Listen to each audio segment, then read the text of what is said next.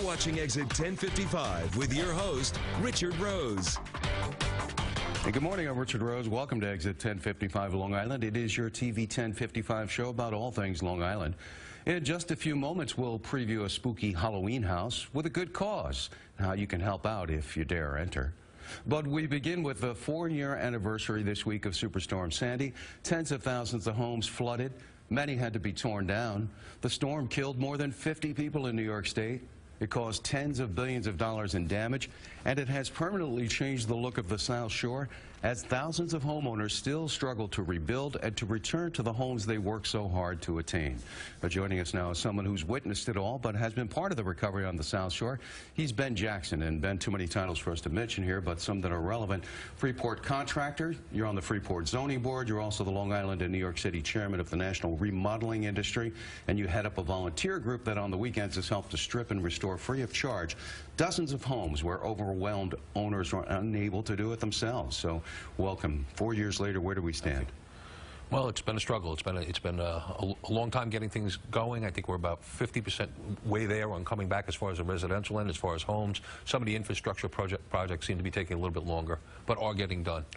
Yeah, no, I was talking with you yesterday when we were discussing the show, and you said that some people are still trying to apply to get help. Sure, people haven't gotten into the program. There are people who didn't know about the program. There are a lot of people who are hesitant to get into it. There are a lot of trust issues, you know. It's a big concern. Is it too late? I believe the program's closed, yes. Yeah, so I mean, you'd wonder why you'd wait 4 years, but the level of frustration even when you talk to the folks there, they still have that stunned look, almost a wartime look. Sure. Well, I mean, a lot of houses have been repaired, but people don't realize that they have to elevate these homes. Flood insurance is going to go through the roof. It's just inevitable that every house is going to end up being raised. Yeah, we'll talk about that too, but how many homes have you raised with your contracting company? We've done at least 80 homes so far, and plenty more to go.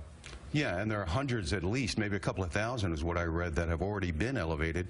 But you get this uneven look where some homes have been raised and others have been not raised yet. How is that? It's difficult. People aren't happy about it. People aren't happy about the additional stairs, going up and down the stairs. People aren't happy about the concrete, staring at all that concrete and livable space being upstairs. But I think that it's a necessity. The government can't keep paying for every time there's a flood. It's, you know, the flood insurance, it's not privately held, it's subsidized. So it's a big concern. And of course, these were beautiful communities, and the look of this, is it going to look like that forever? I mean, you see concrete, bare concrete, all of this bare wooding, and sometimes you see right underneath. Some of them seem to almost be tottering on top of these supports. We even saw one collapse one time.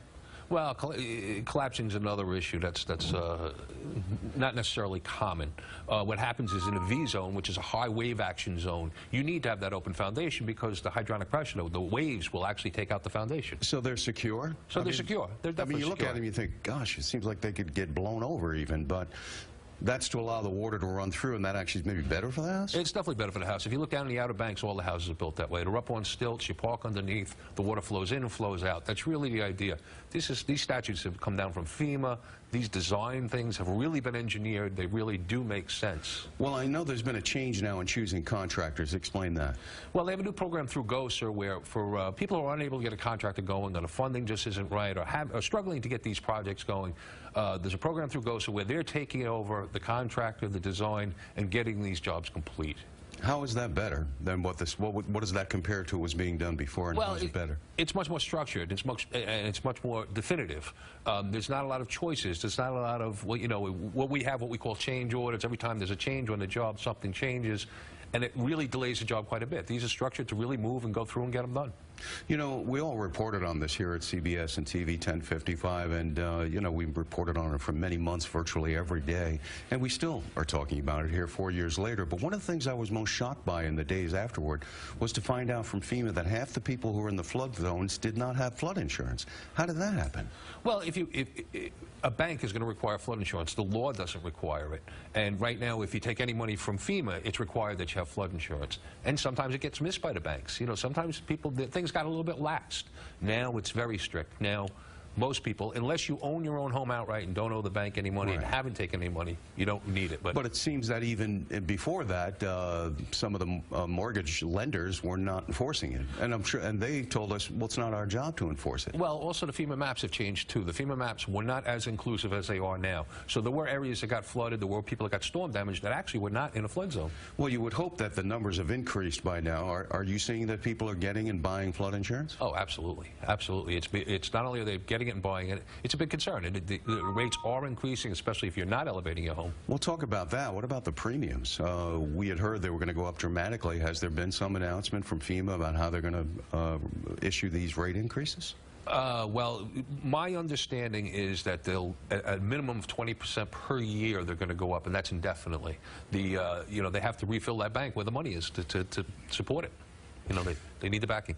You got to have it. You know, if it hits, then you're going to wish you did take it. Right. But the premiums are fairly expensive now. They're moving up into the several thousands of dollars, depending on your property and how close and which zone you're in. Sure. I've heard it as high as $8,000 per year, which is quite a bit of money, which is why people are elevating, which is why it makes sense to elevate.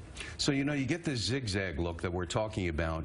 Now, I know they've been reluctant to crack down in any way, but what are they going to do eventually to get a uniform look?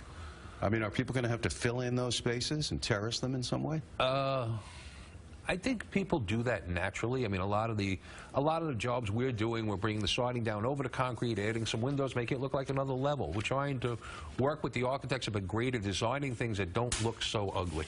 Well, now we mentioned your group. What is it? United Friends of America? United Friends of America. A lot of people were impressed with that. Who are these folks and what are they doing? It's basically myself, my brother, who's my partner, Tony Jackson, and Jennifer Jerome. We're on the board. We go out with a bunch of other volunteers, mostly contractors, skilled people. We work every weekend helping people who can't afford it. Who don't Dozens of volunteers. Dozens of volunteers. And what do they do for the folks?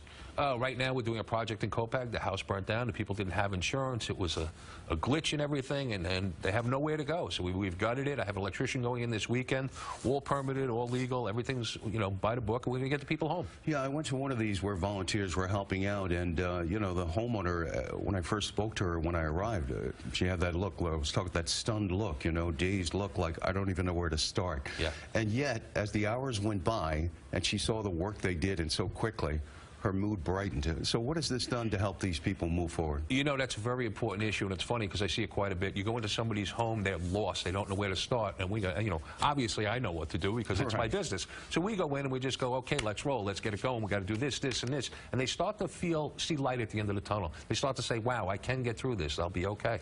Well, you should be commended for that and all the volunteers with your group. I understand you even sent a truck of supplies down to, what, North Carolina? Sure. After the storm, we gathered together with a bunch of other groups, Hope's Floats, a bunch of fire departments, Island Park Fire Department. We put together a truckload full of supplies for people, and we had Araby Trucking out of Louisiana sent a truck up to pick up the stuff. Well, I know they appreciate it. It shows New York values, and New Yorkers have a heart, and we really appreciate that. We got to get it through this together. Yep. Ben Jackson, Freeport contractor, lending a hand with many others since, as I said, we are all in this together. So thanks for your efforts. Thank you.